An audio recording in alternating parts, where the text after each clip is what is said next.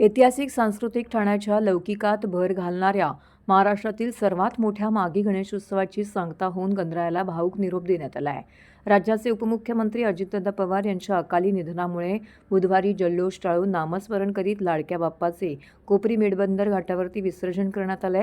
विशेष म्हणजे या गणेशोत्सवाच्या सांगता सोहळ्याला राज्याचे मुख्यमंत्री देवेंद्र फडणवीस अर्थात सर्वांचे लाडके देवाभाऊ येणार होते। मात्र दुःखद घटनेमुळे अत्यंत साधेपणाने उत्सवाचा समारोप केल्याचं महोत्सवाचे संस्थापक निमंत्रक तथा भाजप जिल्हाध्यक्ष संदीप लेले यांनी सांगितलं।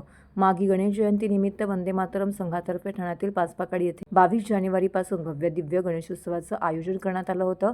पुण्यश्लोक अहिल्यादेवी होळकर यांच्या त्रिशताब्दी जयंतीचं औचित्य साधून यंदा मध्य प्रदेशातील अहिल्यादेवी होळकर किल्ला येथील प्राचीन गणेश मंदिराचा भव्य देखावा साकारण्यात आला होता।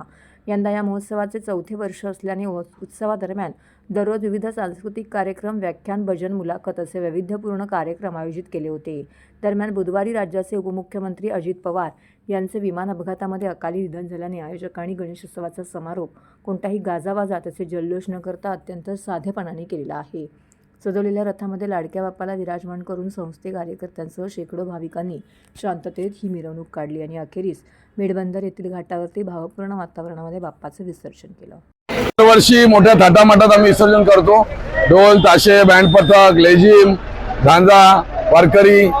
परंतु यावर्षी सकाळी जी दुर्दैवी घटना झाली आणि आपल्या राज्याचे उपमुख्यमंत्री आपले लाडके नेते अजितदादा पवार यांचं अत्यंत आकस्मिक आणि अनाकलनीय अशा पद्धतीने अपघातात निधन झालं आणि त्यामुळे आम्ही गणपतीची मिरवणूक ही अत्यंत साध्या स्वरूपात घेत आहोत। या इथून आम्ही थेट ठाणे पूर्व येथील विसर्जन घाटावर जाणार आहोत। बाप्पांचं आम्ही रथामध्ये त्यांना विराजमान केलेलं आहे। विराजमान त्याच्यासमोर गाड्या राहतील, बाकी मोटरसायकल राहतील आणि फक्त एक रिक्षा आहे त्याला करणे लावलेले आहेत। त्यावरनं गणपती बाप्पांच्या नावाचा जयघोष आणि नामस्मरण होत राहील।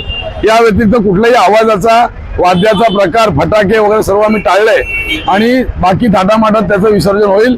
बाकीचा अनावश्यक भपका टाळून ही मिरवणूक जशास तशी उत्साहात पार पडणार आहे।